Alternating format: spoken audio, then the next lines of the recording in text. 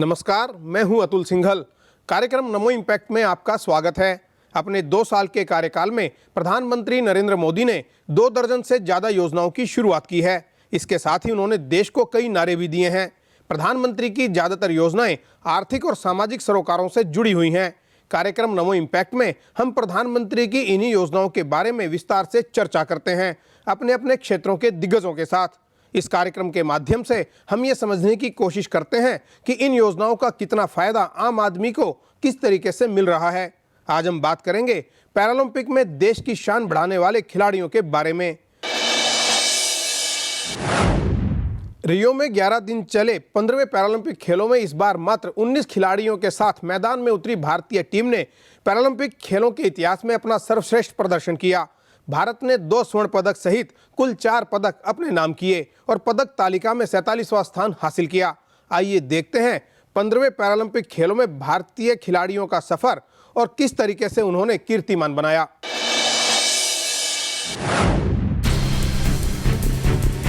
भारत ने सामान्य ओलंपिक खेलों में अब तक 28 मेडल जीते हैं, तो पैरालंपिक खिलाड़ियों ने भी अपनी क्षमता व प्रदर्शन का लोहा मनवाते हुए अब तक 8 मेडल देश के लिए जीते हैं। पहला पदक गोल्ड मेडल। 1972 में मुरलीकांत पेटकर ने भारत के लिए पैरालंपिक खेलों का पहला गोल्ड मेडल जीता। 1984 में 4 पदक। इसके बाद 1984 में न्यूयॉर्क के स्टोक मेडेविले में आयोजित पैरालंपिक खेलों में 2 रजत व 2 कांस्य पदक जीते। एथेंस में गोल्ड से वापसी। इसके बाद 20 सालों तक भारत की पदक तालिका खाली रही और फिर 2004 के एथेंस पैरालंपिक खेल में देवेंद्र झांझड़िया ने जेवलिन थ्रो में भारत को गोल्ड मेडल दिलाया। लंदन में मिला सिल्वर। इसके बाद 2012 में लंदन पैरालंपिक खेलों में गिरीश नागराज गौड़ा ने हाई जंप में सिल्वर मेडल दिलाया। रियो में रचा इतिहास। रियो पैरालंपिक खेलों में भारत 2 गोल्ड, 1 सिल्वर और ब्रॉन्ज मेडल सहित कुल 4 मेडल जीतकर 42वें स्थान पर रहा। जेवलिन थ्रो में गोल्ड मेडल जीतने वाले देवेंद्र झाझड़िया पैरालंपिक में 2 गोल्ड जीतने वाले एकमात्र भारतीय खिलाड़ी हैं। देवेंद्र ने 12 साल पहले 2004 एथेंस पैरालंपिक में गोल्ड जीता था। रियो में देवेंद्र ने अपना ही रिकॉर्ड तोड़कर गोल्ड जीता। उनसे पहले high jump athlete Mariyappan Thangavelu ने पुरुषों की हाई जंप T42 में गोल्ड जीता। तो वहीं दीपा मलिक ने तब इतिहास रचा जब वो शॉट पुट थ्रो F53 में सिल्वर मेडल जीतकर पैरालंपिक में पदक हासिल करने वाली देश की पहली महिला खिलाड़ी बनी। वरुण सिंह भाटी को ऊंची कूद में ब्रॉन्ज मेडल मिला।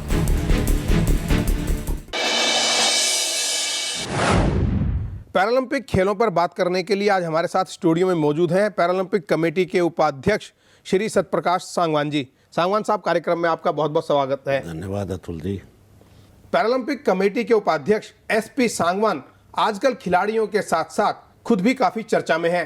पैरालंपिक में इतिहास रचने वाले खिलाड़ियों को नई दिशा देने वाले सांगवान जी के बारे में बहुत ही कम लोग जानते हैं। आइए आपको भी रूबरू कराते हैं SP सांगवान से और बताते हैं उनका संघर्ष और इसके पीछे की वजह।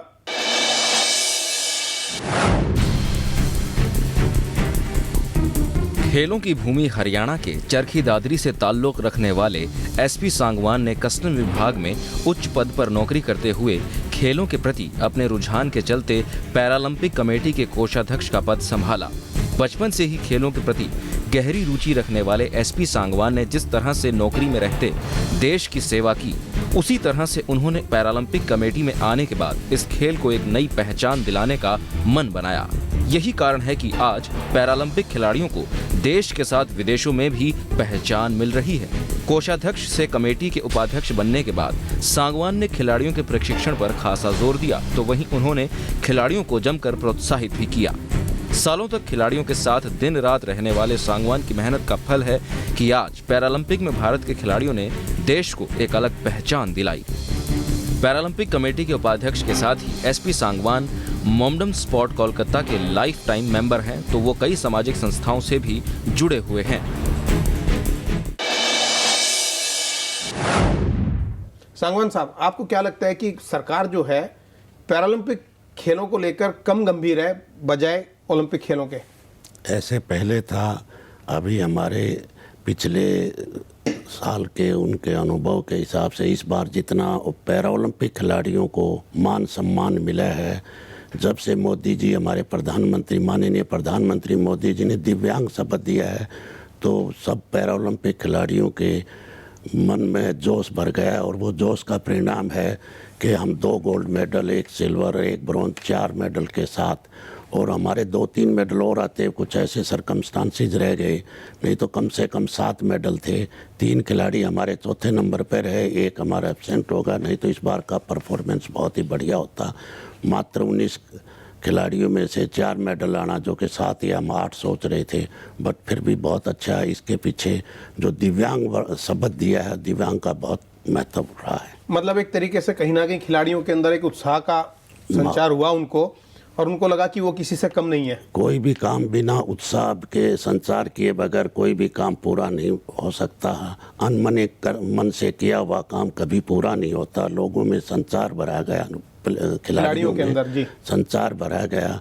दिव्यांग ने एक ऐसा मूल मंत्र मानिए जिसके कारण तो मैं तो कहता हूँ कि मैक्सिमम मेडल इसीलिए आए हैं, इसी वजह से आए हैं। हाँ जी। लेकिन अगर हम बात करें आम लोगों की, तो पैरालंपिक खेलों में और उसमें अगर हम ओलंपिक की बात करें तो खिलाड़ियों में कुछ फर्क किया जाता है, फर्क माना जाता है। कहाँ तक सही मानते हैं इस बात को आप? नहीं, अभी तक ऐसे ही है। पैरा ओलंपिक को कोई भी नहीं जानता था। मैं तो खिलाड़ियों के साथ 15 दिन रियो में रहा हूँ। मैंने अपनी आंखों के सामने मेडल उनको जीते देखा है, और जो माहौल इन्होंने वहाँ पे मरियप्पा और देवेंद्र जाजरिया के जो गोल्ड मेडल आने पर जो था, दीपा मलिक जी के और वरुण भाटी के, जो लोगों में वहाँ के उत्साह था, वो ब्राज़ील के खिलाड़ियों से भी ज़्यादा उत्साह भारतीय खिलाड़ियों को वहाँ मिल रहा था। और जब हम एयरपोर्ट पर आए 22 तारीख को, तो पहली बार हो सकता है कि ओलंपिक के टाइम में मैं यहाँ नहीं था जब खिलाड़ी आए, पर इतना मान सम्मान ओलंपिक के खिलाड़ियों को भी नहीं मिला होगा जितना कि मान सम्मान पैरा ओलंपिक को मिला है। 2 कैबिनेट मंत्री, स्पोर्ट्स मिनिस्टर और पीसीआई के प्रेसिडेंट और ऑनरेबल मिनिस्टर राव इंद्रजीत जी उनको स्पेशली एयरपोर्ट से रिसीव किया, और हमें 3 बजे हमारी फ़्लाइट आई थी। बाहर निकलते निकलते जाते हुए 6 बजे घर पहुँचे। 2 घंटे तक लोगों ने ढोल नगाड़ों से डांस करके, पोस्टर से जो उत्साह देखा, मन प्रसन्न हो गया देख के कि भी देखो कितना, कौन कहता है कि अभी ओलंपिक से ज़्यादा हमारे पैरा ओलंपिक, हमारे दिव्यांग खिलाड़ियों को मान सम्मान भारत में मिला है। और अब ये काफ़ी मीडिया का भी मैं बहुत धन्यवादी हूँ कि उन्होंने पीछे से बता रहे थे कि भी पैरा ओलंपिक छाए हुए हैं और जिनको इतना कवरेज मिल रहा है जो कि ये डिज़र्व करते थे। ओलंपिक से ज़्यादा इस बार पैरा ओलंपिक को मिला है। और हमें माननीय प्रधानमंत्री जी ने जिस दिन हम उतरे शाम को बुलाया, हर खिलाड़ी को नाम से जानते थे, उसका रिकॉर्ड जानते थे, कब कब से आया। इतने खुश थे हमारे खिलाड़ी कि वो बाग हो रहा था। मन कहता है जी जितना मेडल जीतने में खुशी नहीं हुई, इतने प्रधानमंत्री जी के और हमारे पीसीआई के प्रेसिडेंट राव इंद्रजीत सिंह जी के उत्साह वर्धन शब्द से हमें व्यक्तिगत तौर पर प्रधानमंत्री सारे खिलाड़ियों को मिले और उनको जानते थे, और पहले से नाम से जानते थे कि भाई तुम्हारा पहले भी क्या रिकॉर्ड रहा है। तो ये बहुत बड़ी बात होती है इनके लिए। बिल्कुल बिल्कुल। आपने सांगवान साहब पूरे भारत की बात की है, और आप चूंकि हरियाणा से ताल्लुक़ रखते हैं, 4 में से 2 खिलाड़ी ऐसे हैं कि जिन्होंने, जो हरियाणा से उनका बैकग्राउंड है उनका, आपको लगता है कि हरियाणा के मुकाबले जो दूसरे राज्य हैं उनमें खेलों को लेकर इतना ज़्यादा प्रचार प्रसार या उत्साह नहीं है? देखिए, पहले इनको मैं बता रहा हूँ कि अतुल जी के इसके पैरा ओलंपिक के बारे में इतना पता नहीं था। ओलंपिक के बाद तुरंत पैरा ओलंपिक होते हैं और सेम स्टेटस है, और मेडल टैली में भी दोनों का मेडल मिला के वो बनता है। इस बार से जो हमें जितना उत्साह और जितना मीडिया कवरेज और जितना प्रचार मिला है, अगली बार देखना अब 4 मेडल आए मिनिमम। मैं दावे के साथ कह सकता हूँ कि जापान में 2020 में हमारे 40 मेडल आएंगे। ये आप देख लेना, ये बात आज आप मेरी रिकॉर्ड कर लो, और 2020 में कहना सांगवान साहब इतने कम रह गए, 41 हो सकते, 40 मेडल से कम नहीं रहेंगे। क्योंकि अब हमने माननीय प्रधानमंत्री जी ने भी आज मन की बात में दिव्यांगों के बारे में बोला है, हमें बहुत अच्छा लगा।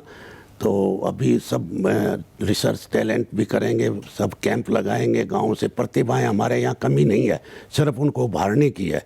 और अब इनको बहुत अच्छा माहौल मिल रहा है। हम तो ये भी कोशिश हम रिक्वेस्ट करेंगे CSR से या बड़े बड़े प्राइवेट ग्रुप से या हमारे PSU से कि हमारे खिलाड़ियों के लिए कुछ आगे आए, वो उनकी मदद करने के लिए। बल्कि मैं तो ये कहूँगा कि श्री राम स्कूल का स्टूडेंट अरण बगाती, इसने रियो का ऐप बनाया, सबको मोबाइल फ़ोन दिए, और जिससे कि हमारे खिलाड़ियों को कोई भी किसी तरह की भी असुविधा नहीं हुई। लोगों तो को ऐसे आगे आना आदमियों को आगे आना चाहिए। लेकिन मेरा सवाल आपसे ये था कि जो माहौल जिस तरीके से हरियाणा में खेलों को लेकर माहौल है, बाकी राज्यों में कुछ कम दिखाई पड़ता है, क्या ऐसा है? आप भी ऐसा मानते हैं?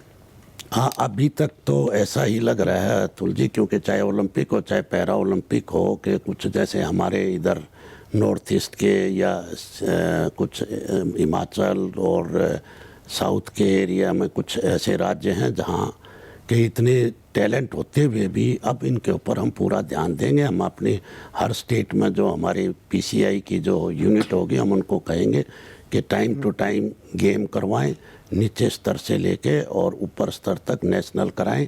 सो नेशनल कराने से सभी टैलेंट उभर के सामने मतलब जो छुपी हुई प्रतिभाएं हैं खासतौर से गांवों के अंदर, ग्रामीण अंचल से, उनको किसी तरीके से बाहर निकालना चाहिए। हाँ, हम सब जगह कैंप भी करेंगे और एडवर्टाइजमेंट भी करेंगे सब जगह जिले वाइज, क्योंकि हम स्टेट वाइज सबको बोलेंगे, अपने जो वहाँ के प्रधान और जनरल सेक्रेटरीज हैं कि भैया अपने टाइम टू टाइम यहाँ पर गेम करते रहिए। साल में 1 या 2 बार ज़रूर गेम होने चाहिए, जिससे पता लगेगा।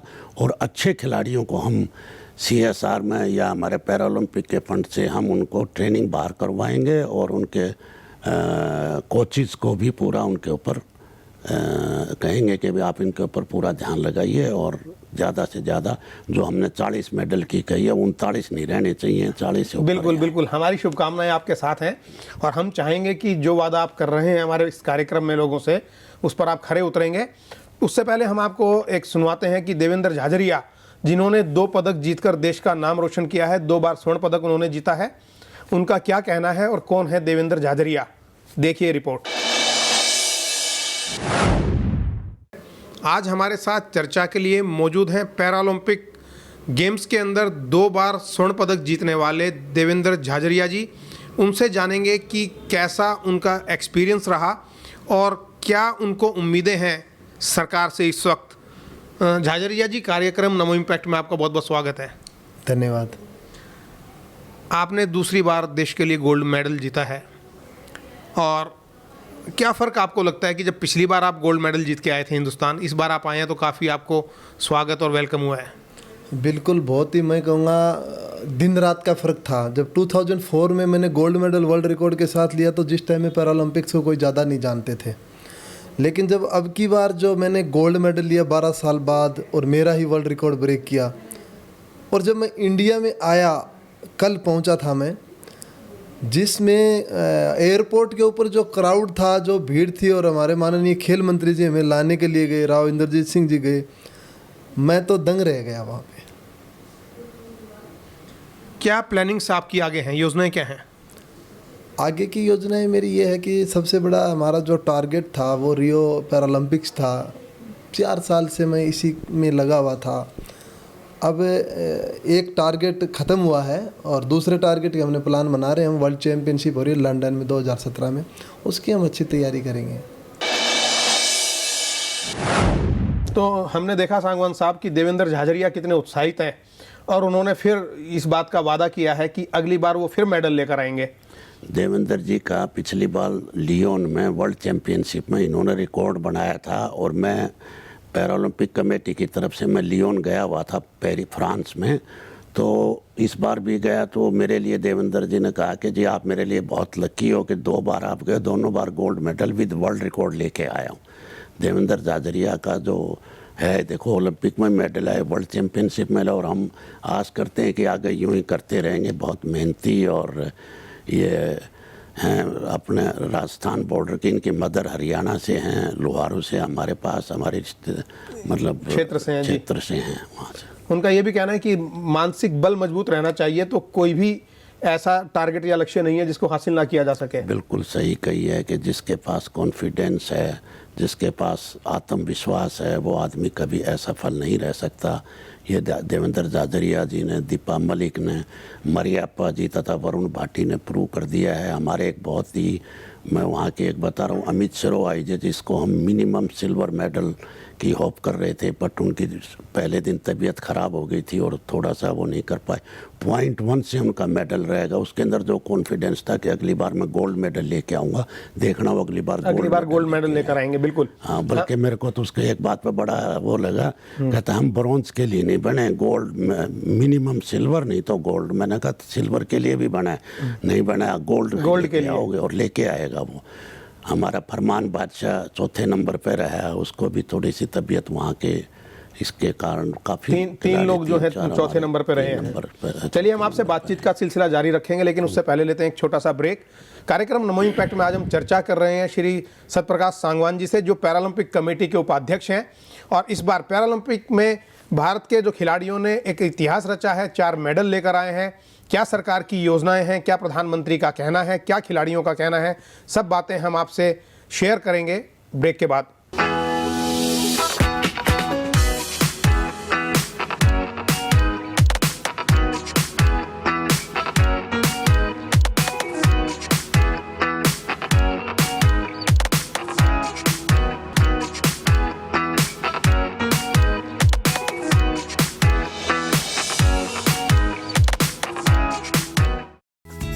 This program is brought to you by Maharaja Agrasen University, Himachal Pradesh, honored by CCI Technology Education Excellence Award. Please visit www.mau.ac.in.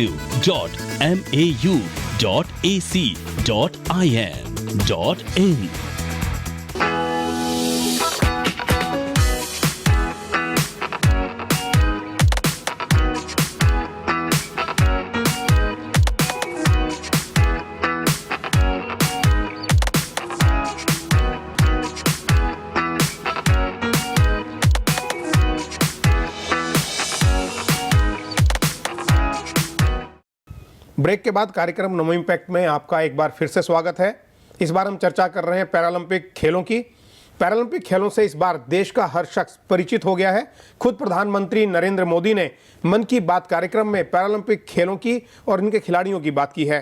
आइए देखते हैं प्रधानमंत्री ने अपने मन की बात में क्या कहा है।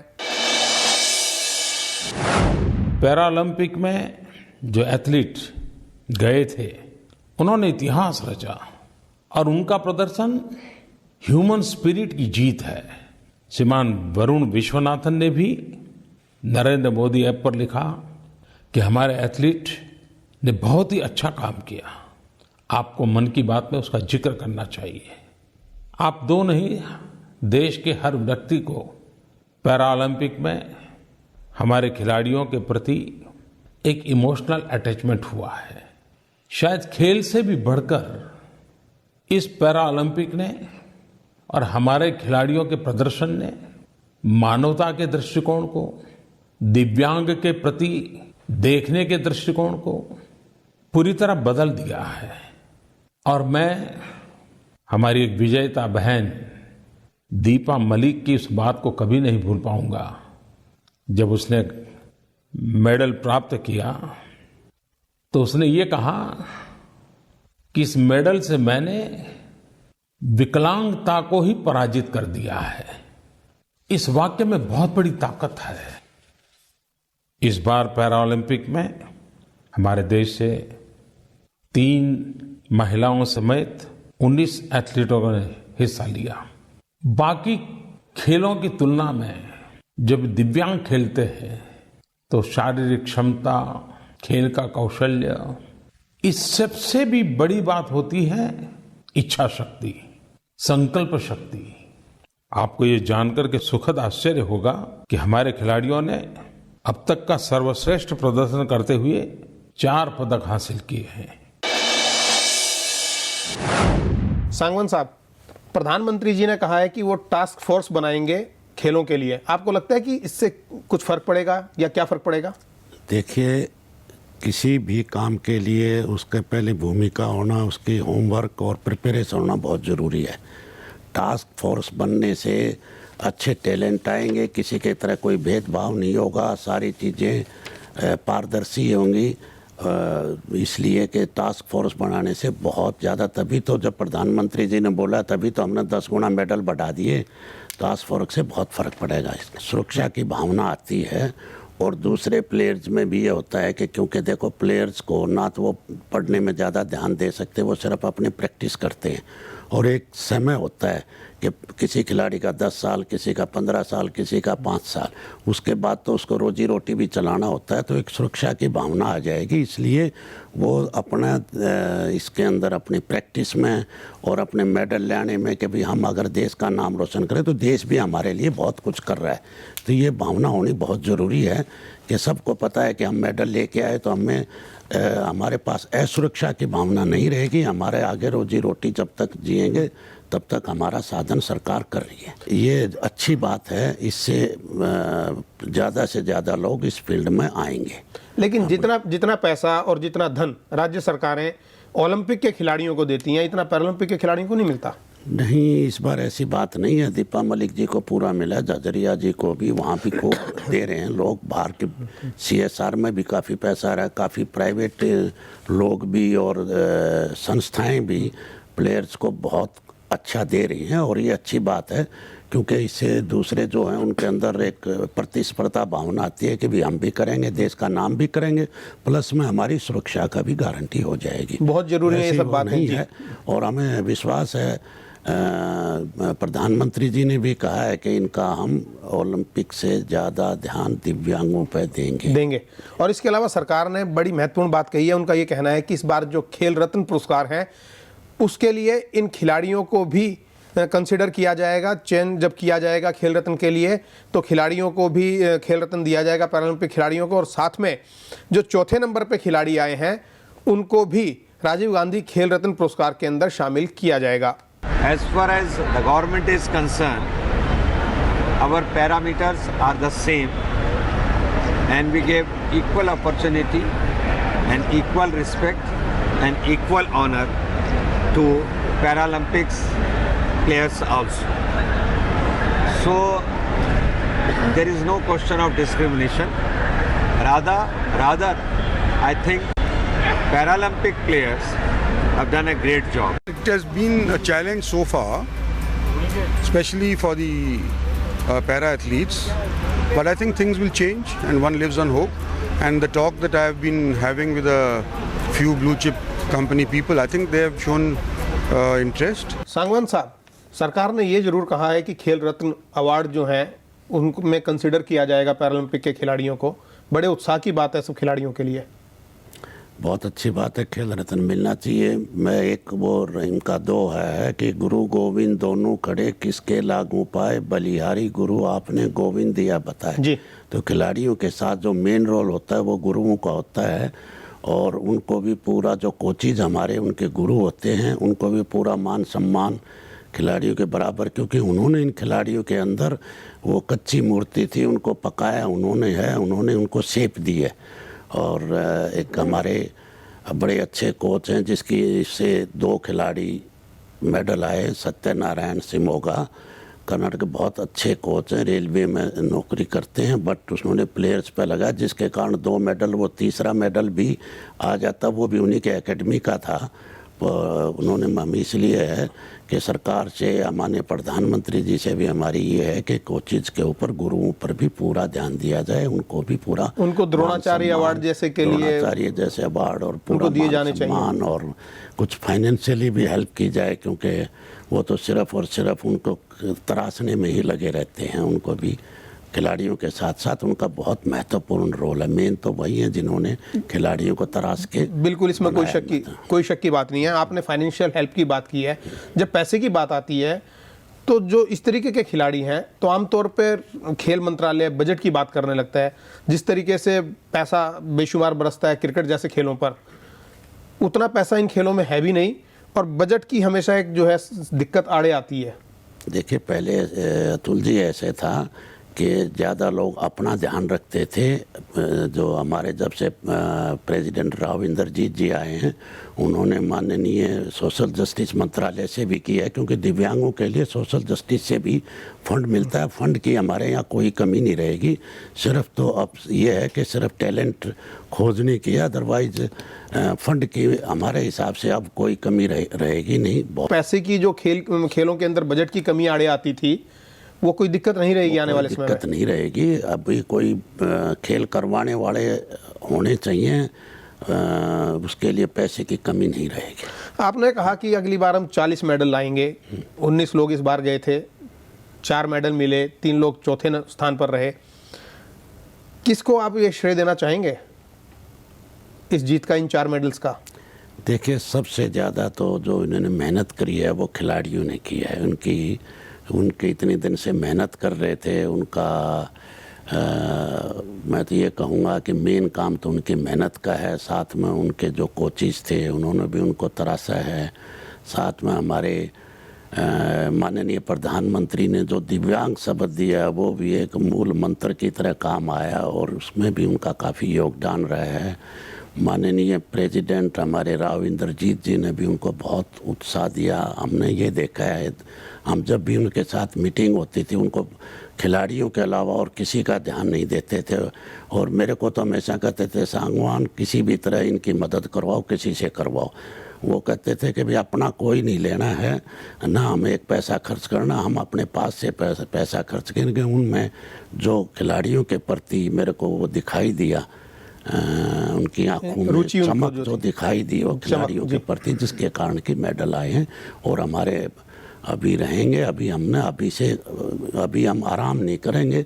हम शुरू से ही अभी 4 साल के लिए ओलंपिक की तैयारी करेंगे। अगले साल वर्ल्ड चैंपियनशिप है, उसके लिए भी, एशिया के लिए भी, कॉमनवेल्थ, हम पूरी अब जोर शोर से अपने कैंप लगाएंगे, नेशनल्स कराएंगे। और मतलब सामूहिक प्रयास का यह नतीजा है, और ये जो सामूहिक प्रयास है लगातार चलता रहेगा।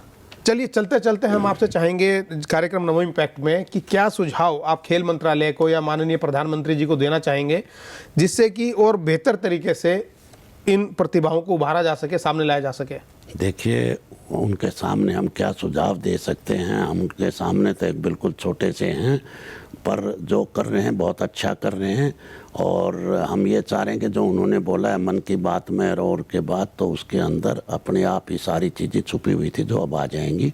अब हमारे हिसाब से कि बहुत कुछ उन्होंने कर दिया है, सरकार ने बहुत कुछ कर दिया है। बस थोड़ा सा ये देखें कि जो रिसर्च वाला काम है, टैलेंट रिसर्च वाला, और अपना कोचिज को कुछ एक्सक्लूसिवली प्लेयर्स के ऊपर लगाना, और कहीं पर भी कोई भी हो तो सुविधाएं देना, नेशनल हो या डिस्ट्रिक्ट लेवल पे हो, तो ये ज़रूरी था। और जो प्राइवेट कंपनी है वो सामने CSR में, तो सरकार से एक ये भी सुझाव भी देंगे और ये भी करेंगे, जो बेचारे पढ़ रहे हैं, जो बच्चे हैं, उनको अगर अच्छा मेडल ले आते हैं और पढ़ाई में, तो उनको स्पोर्ट्स अथॉरिटी में या स्पोर्ट्स बेसिस पर उनको नौकरी दी जाए और उनको प्रोत्साहन मिले।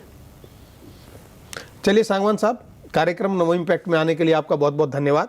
कार्यक्रम नमो इम्पैक्ट में आज हमने चर्चा की है पैरालंपिक खेलों पर, और हमारे साथ चर्चा में मौजूद रहे पैरालंपिक कमेटी के उपाध्यक्ष श्री सत्यप्रकाश सांगवान जी। सांगवान जी ने बताया कि सरकार के पास विस्तृत योजनाएं हैं पैरालंपिक खेलों को बढ़ाने के लिए।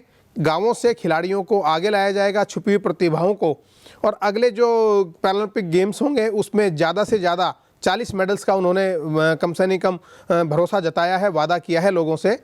हम आप लोगों से ये उम्मीद करेंगे और कि अगर आपके पास पैरालंपिक को लेकर कोई सुझाव हैं तो स्क्रीन पर आप नीचे नंबर चल रहे हैं, देख सकते हैं, उन पर अपने सुझाव व्हाट्सएप के जरिए भेज सकते हैं, जिससे आपके इन सुझावों को हम अपने अगले कार्यक्रम में शामिल कर सकें और पैरालंपिक कमेटी तक आपके इन सुझावों को पहुंचा सकें। कार्यक्रम नमो इम्पैक्ट में मुझे दीजिएगा इजाज़त अगले सप्ताह तक के लिए। अगले सप्ताह किसी नए शख्सियत के साथ और किसी नई योजना पर फिर हम चर्चा करेंगे। तब तक के लिए नमस्कार।